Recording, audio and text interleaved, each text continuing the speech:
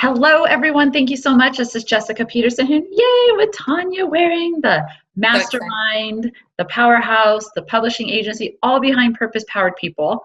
There's so much amazing information. I know you've already published many books, Tonja, and I'm so grateful and honored that we are going to be in a book together, share Yes. our Me too. purpose together. You look amazing. You always look amazing. So Oh. please share with everyone something awesome about your day.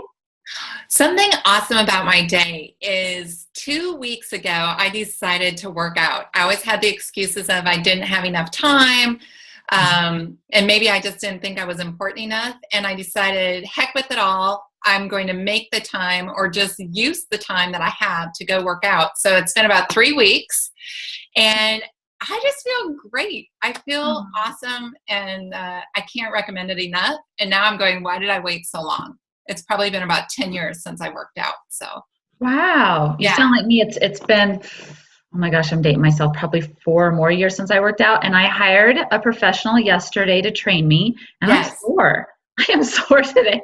I'm all ow. So I'm proud of you. Well, you Thank look great you. for not working out for 2 years, but I'm proud of you for taking care of your health and moving ahead and doing it. Yeah. And I would say, like you just mentioned, you hired a personal trainer. And I was looking at all these different gyms, and I decided to make the investment in a personal trainer. And we were talking today about how much further ahead I am just having that person. And really, it's exciting. It's one of the more exciting things lately, what I've been doing. I love it. I love it. Well, we always preach, hire business coaches, sales Mhm. coaches, social media experts, and it goes with fitness and health. I mean, just go hire the experts. Time's too precious. Why waste Yes. any time, right? Yep. So please share with us all about your companies and your purpose. I don't want to give it away. I want to hear it from you, and I love to give insight, but please share with the world about who Tonja is, your companies, and how you're bringing such huge blessings to the world. Oh, thanks. I've always been this entrepreneur who had multiple businesses, and so many people through the years were like, pick one, pick one, pick one, pick one. And I really struggled with that. And finally, I think it was about the middle of 2015 where I just said, heck with it. I am not picking one. It would be like picking one of my children. Mm-hmm. And I really just embraced that that is who I am. And then I really just ask that I grow into my businesses Mm-hmm. finally.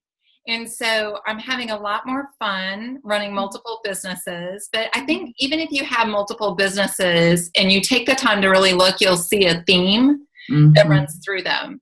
Mm-hmm. And I always joke, you may or may not know that I was on TV as the My Pillow lady. I sold My Pillow for a couple years, and I really didn't want to be known as the Pillow lady. I want to be known for manifesting. Mm-hmm. And so I really am the one who just created that. And I believe that whatever we have that desire for, it's right there. We're already a master of that.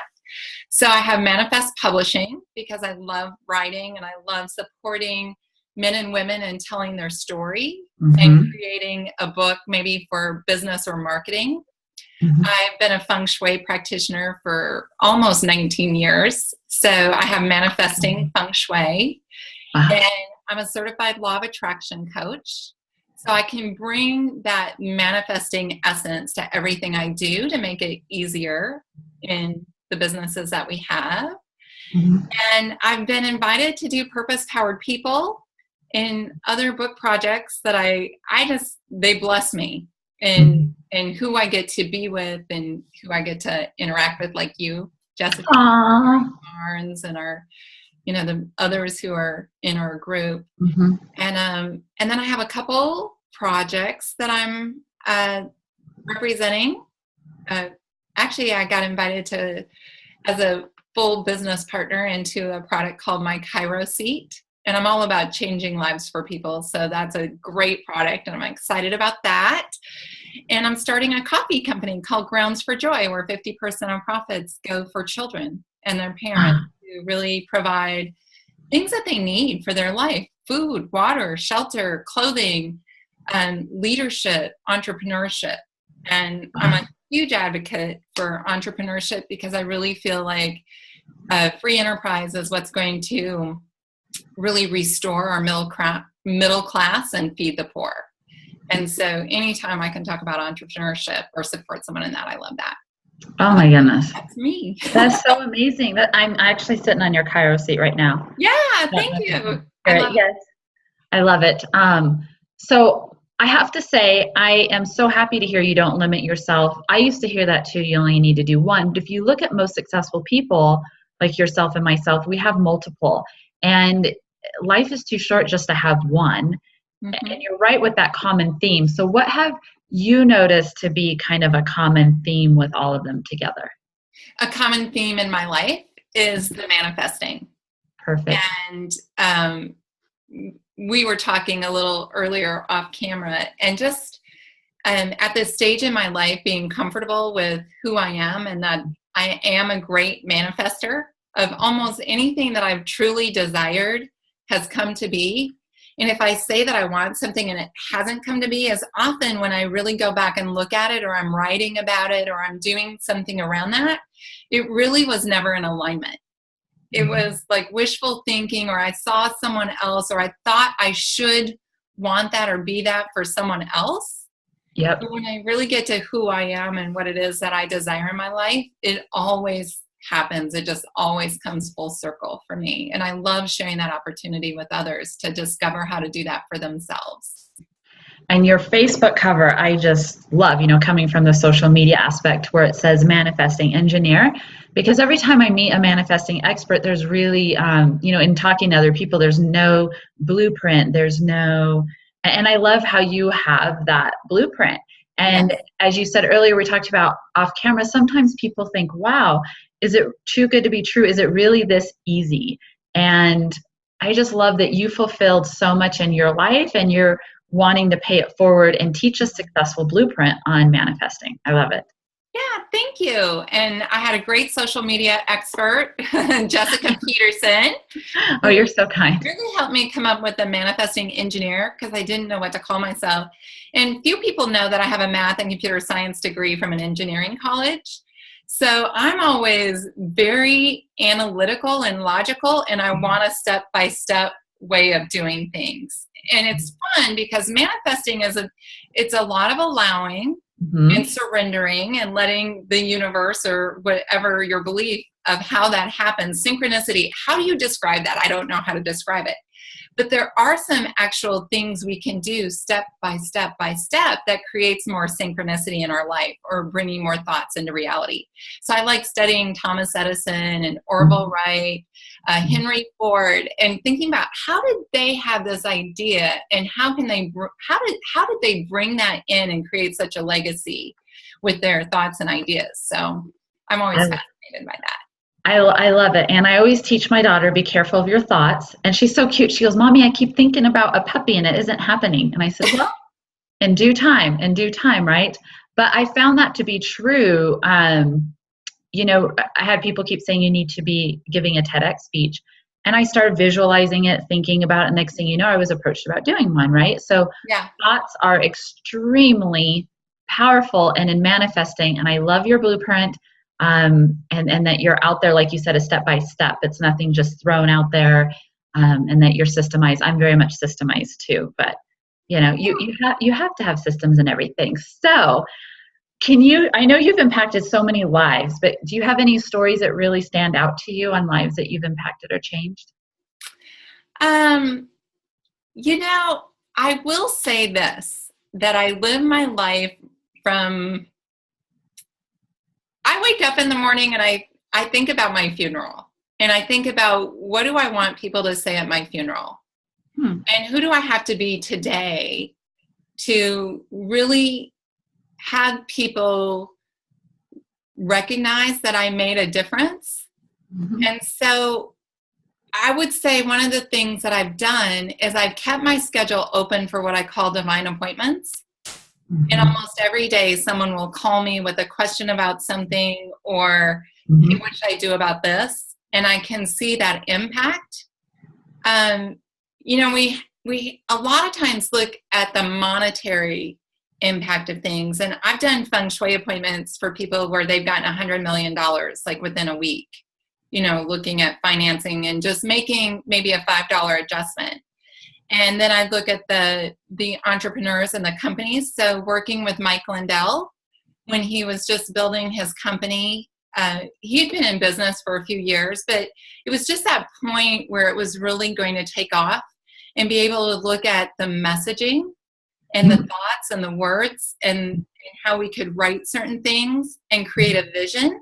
And it was just amazing that in about 2 years, he went from maybe 500,000 a year to 50 million a year in sales.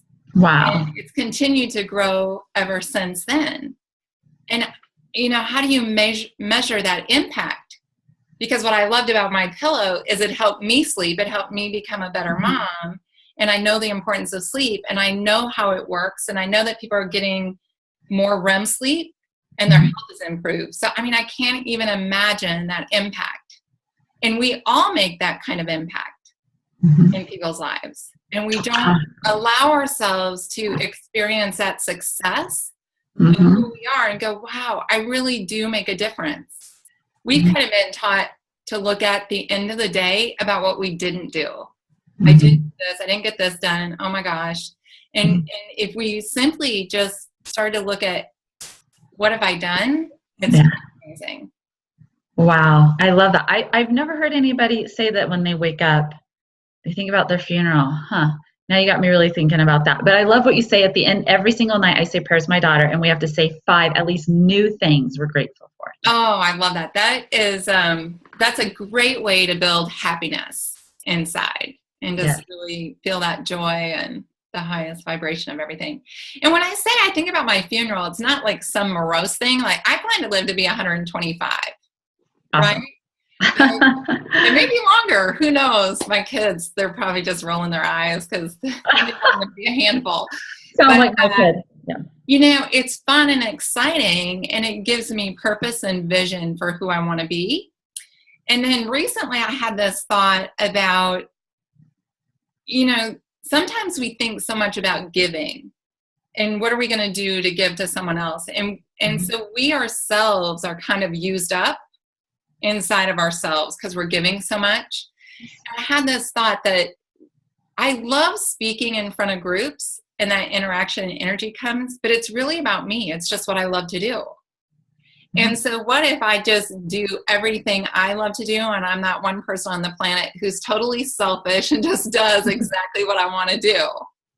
Yeah. And I think the universe has just this amazing way of having what we love be the right thing to do at all times. And it really just puts everything into alignment. So when we're doing it for ourselves, then we end up doing more for others. And I totally agree. And I love the amazing pricing you even have for manifesting.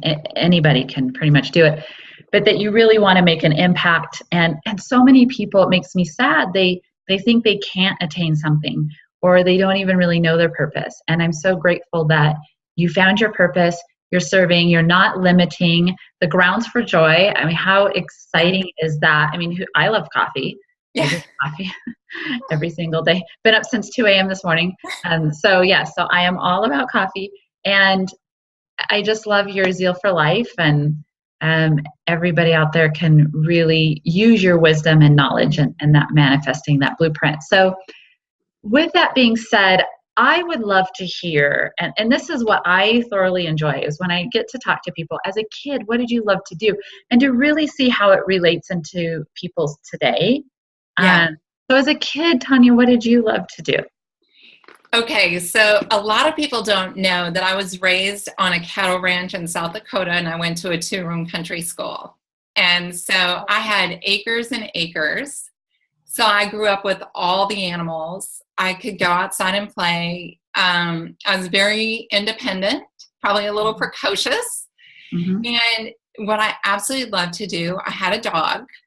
And my dog and I would just go out and explore. And I just remember finding a little hill or someplace whenever the sun would set, and just like be with the beauty and the magic of the sun setting.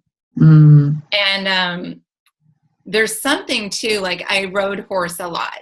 I grew up with horses. I was probably on a horse when I was 18 months old or 2 years. And even now when I go back to my parents, just that soul connection with a horse is one of my favoriteest things in the world. Is just to be able to experience that. Wow, that is so cool. So you loved adventure. You're very independent, love the sunsets. And what else do you recall? Do you recall having a favorite toy or a favorite game? Or I can almost see you chatting it up with everyone at school. No, actually, because in my 2-room country school, there were about 12 kids. Oh, so I had one classmate, and then the other kids were older, and they might have, I hate to say this, but they might not have been so nice all the time, just kind of the younger kid. I remember, like, I had both sets of my grandparents and a lot of neighbor or relatives, and I loved playing the game Operation. So one of the things about me is I wanted to be a pediatrician when I was thinking about going to school. And I started school and I'm like, oh no, not 12 years of this. So I could see you wanting to be one though. Yeah. So I really have a fascination with medicine and health and people and kids. I love kids. I just think kids are so fascinating, and they're much wiser than we are. So if we just shut our traps and listen to kids, the world will be a much better place. And here we are trying to teach them, and they really can be teaching us. So I totally agree. I'm so glad I have my daughter in check. She's like, "You're not wearing that out, are you?" And I'm like, "Oh, you're probably right. I probably should." I have 2 of those daughters. 2 of those daughters. Well, I would love to hear more about your children, their names, and I would love to document in this book what you value about each one. About my kids? Yeah. Oh man, you know how to turn on the water. Like, I start crying when I think of my kids. So my daughter is Chloe, and I'm just going to say all 3 of my kids were born at home with the midwife. Wow. And so when Chloe came into the world, one of the first books I ever wrote, and I haven't published it, I wrote My Daughter, My Guru. Really? You haven't published it yet? I haven't published it. It's in my cupboard. And I think what happened is I got too busy with kids, so it never got finished. But I recognized right away she was the most magical. I went from being this very logical math business person to being intuitive, and she opened up feng shui for me. It was almost like she opened up this whole spiritual side. And so she was telepathic. So if I thought something, she responded. And I would think things and she would clue in. Like, I remember when I was pregnant with my son, I was thinking, oh my gosh, I wish Chloe were potty trained, because having 2 babies in diapers is going to be a big deal. And like 2 days later, she potty trained herself. Wow. She sounds very intuitive. She is. And so I always was trying to do helpful things for her. Like when she went to school, I wanted to make her muffins because I was a busy mom, businesswoman then. And I remember I made muffins for about a week, and she was 7 years old, and she's like, no, Mom, I'm going to do it now. And so she started making muffins for the family. And today she loves to cook. She got second in the state for girls wrestling in the state of Texas last year. Wow. She's a phenomenal artist. Phenomenal.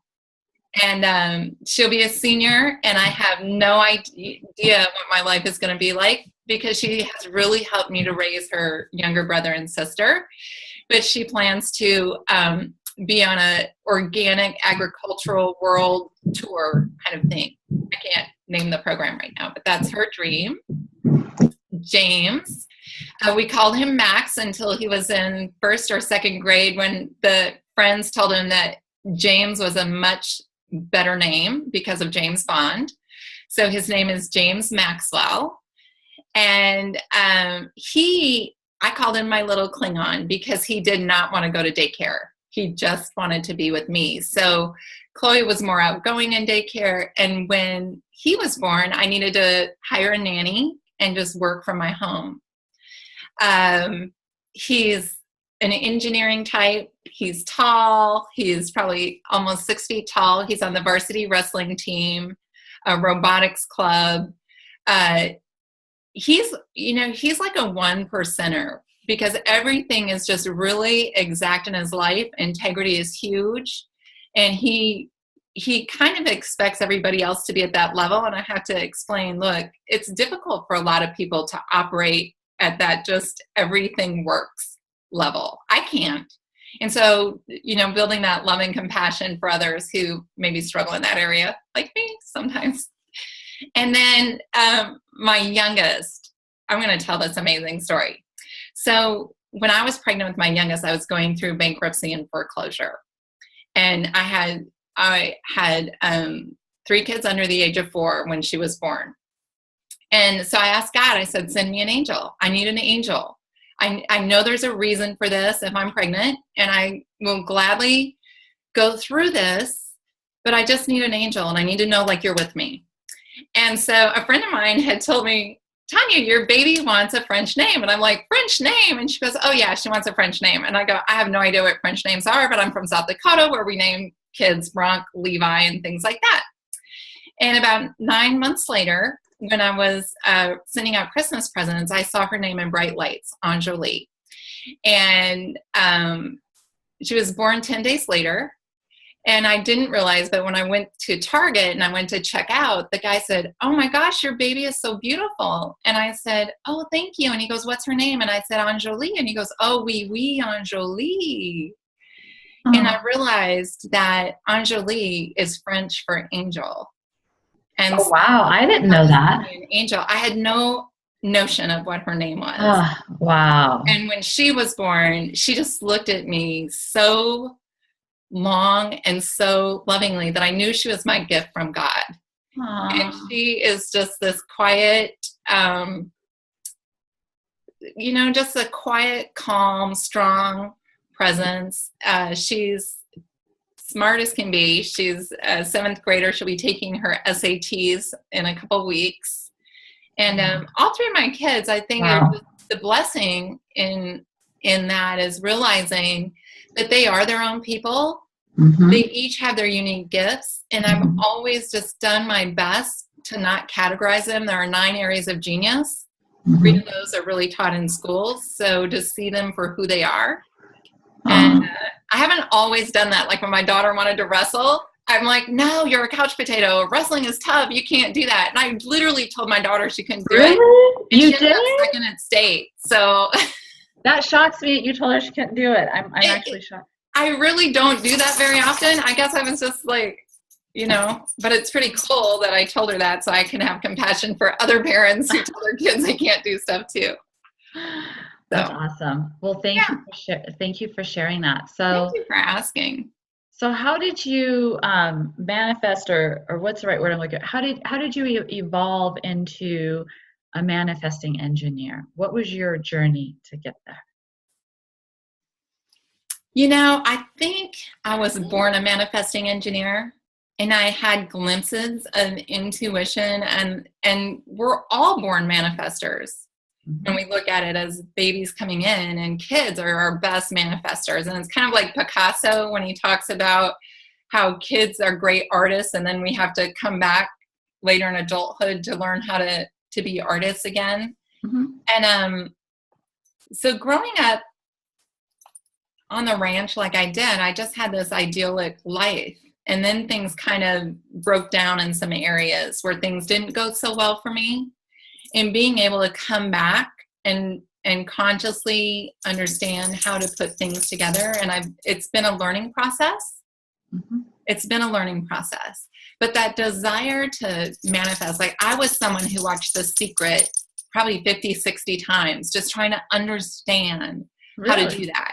Yes. Wow. How to really do that. And it's something that I wanted. And whatever, where you had said something about finding our purpose, I really believe we declare our purpose. Mm-hmm. We get to declare what our purpose is. Mm-hmm. And there's something so amazing that our purpose and who we are is just, it's like that unique thumbprint. It's just there. Maybe we lose sight of it and we go in different directions, but ultimately we're always going to come back to it. Mhm. Yeah, absolutely. So with that being said, if someone could describe you in 3 words, what would they be? I think they would I'll give you say I'm 7. driven, Okay, driven. insightful, Okay.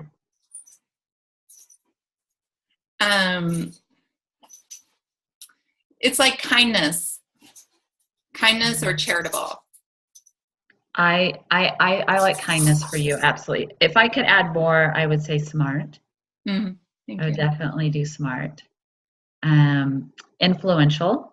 Mm, hmm I could see that as well. So I know for you, I had a hard time with just 3 words. I'm like, oh man, I could come up with a whole long list for Tanya. I yeah. felt as if it was limiting. So I want to add those others in there for you Thank you. that reflect you and who you are. So any fun stories that you can think of from your childhood to share, or Any fun stories from my childhood? I know this is totally not scripted. You didn't know I was going to ask, so. I would ride my horse to school once in a while. I would ride my Really? bike. I started driving tractors when I was 7. Wow. My I will tell you, like, I've never shared this with anybody because I was so embarrassed. I must have been about 7 years old, and I was on the tractor with my dad, and he started talking to one of the neighbors, and I'm like, come on, let's go, let's go, let's go. And he was talking. So all of a sudden I decided that I would put the tractor in gear. Like, let's get going, right? That driven personality. And I drove the tractor right into our neighbor's new pickup. Oh no, what did the neighbors say? He laughed. But I was like, and then mortified that my dad would tell anybody, because there's this side of me that just wants to be perfect to everybody, right? And we just don't ever want anybody to know that we've done anything like that. But I still think of that to this day. That'd be pretty traumatizing. You just gave me flashbacks to, not Yeah. many people know this about me. I think you'll get a who. So I went from city life to country life, so I can totally relate. One of my girlfriends hopped in my car and just took off with it. Well, she accidentally ran it into the high school. And so people were up on the stairs and were falling off, and Oh my gosh. Oh, well, yeah. people were in there? People were in the car. No, and even people were up on the stairs at the school, fell off. It was kind of a big ordeal. So, yeah, I heard that legend, that story is still being shared. So it wasn't me. Well, I had an absolute blast. And what I loved so in high school, I had 53 kids in my graduating class. And, almost all of us are really tight knit. We really stay in touch with each other. It's like we could pick up the phone and know each other. I saw one of my high school classmates this summer. It had been about 30 years. Wow. And he took me and my kids out boating on the river. And, it's just, I just feel extremely, extremely blessed to be this little girl who had this ranch and the animals and, the upbringing. I have to say my parents are entrepreneurs. They encouraged entrepreneurship. They always thought I could do anything. We were given chores to do, and we were never made wrong if they weren't done correctly. Mm-hmm. Like, it was like we had jobs to do that were bigger than what most kids our age could do. But if something happened, it was just like, hey, something happened. That's how you learn. And so it gave me this really fabulous freedom to go and try a lot of different things. So I'll tell you another thing. I had 8 different majors in college. I could never decide what I wanted to do. So I was a biology major, a chemistry major, a nursing major, a math major, a computer, teaching major. I went through all, and then my mom says to me, she goes, Tanya, isn't there someplace you can go on campus to figure out what you want to do? And I go, Mom, I worked there for 3 years. I worked at the Career and Academic Planning Center. And I had 3 jobs while I went to college. And they would give me these tests and they would just spit out like 1,500 things. So I think I'm just one of those people who loves life, and I love trying things and new things. And there's just probably never going to be that one thing that I do. So Well, and that links back to what you said earlier when you were adventurous and explored on the farm, the ranch, right? So Hmm. you're so adventurous in life, and why limit? Manifest anything you want, right? Yes. I Yes. absolutely love it. Yay. And like people are always like, be careful what you ask for. Well, I go ask for anything because you can always say no. I've said no to a lot of the things I manifested. And then I get to have that experience. And there's never getting to we all think we're going to get to the top of the mountain. Hey, we're on the mountain. And Mhm. it's just like, what do you want to experience while you're on the mountain? And it's okay to back up. It's okay to go different directions Mhm. because we say we want something. Sometimes we get ourselves stuck there because we think, okay, I wanted this, so I got to stay here even though I no longer want it. I got to tough this out because I asked for it. No, let it go on to the next experience. We only have a certain amount of time in this world. Let's just go have fun. Let's go have fun. See what work. I think the human being is just an amazing thing. And I have a saying, this life is my game. This life is my game. And I'm just going to play full out. You're cracking me up because I have an event coming up, and I was trying to think what to title it. And last night I was thinking I'm just gonna call it "Let's Go Have Some Fun." Yeah. Have Yes. some fun. I'm totally cracking up right now. Okay, there's so many things. I have notes here. So many things I want to ask you. Um, Man. Nobody's asked me so much about my childhood. My gosh. Now I'm like, yeah. Well, no, and I've really found like there's such a correlation, such a link between childhood and who we are today. Yeah. I believe so. My Yeah, parents were just here visiting, and we speak like our parents. We either make decisions based on, I'm going to be like my parents or I'm not going to be like my parent.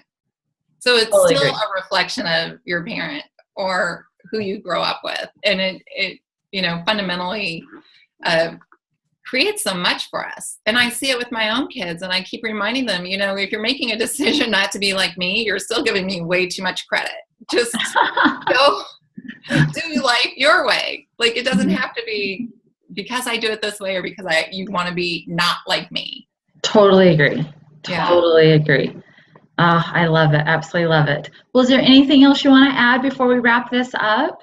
Um, I just want to say life is a privilege, and to thank you, Jessica, for all you do for purpose powered people. You Aw, really, I want people to know it was your brainchild, and the aw. passion and purpose that you have in bringing everybody together, and what a gift you've created for me, and I know for Gary, to be your partners in purpose on this. And it's just such a blessing. It's just a Aw. blessing. And anybody who gets to spend an hour with you or 5 minutes with you, it's a privilege. So thank you. Aw. You're so kind. You're going to make me all tear up, and I never get all teary-eyed. Oh, That's so sweet of you. And yeah, like you said, we just all have to live our purpose and support one another. And I'm so grateful for you and Gary. You have no idea. So I'm just so humbled and honored. You guys are such amazing people. Everybody needs to know you guys. That's how I feel. So, thank you. well, I'm so honored. Thank you so much. So I can't wait to see your story published in the book and have it side by side with you and all the other amazing people sharing their purpose. Thank you, Tonja. Thank you. Take care. Bye. Bye.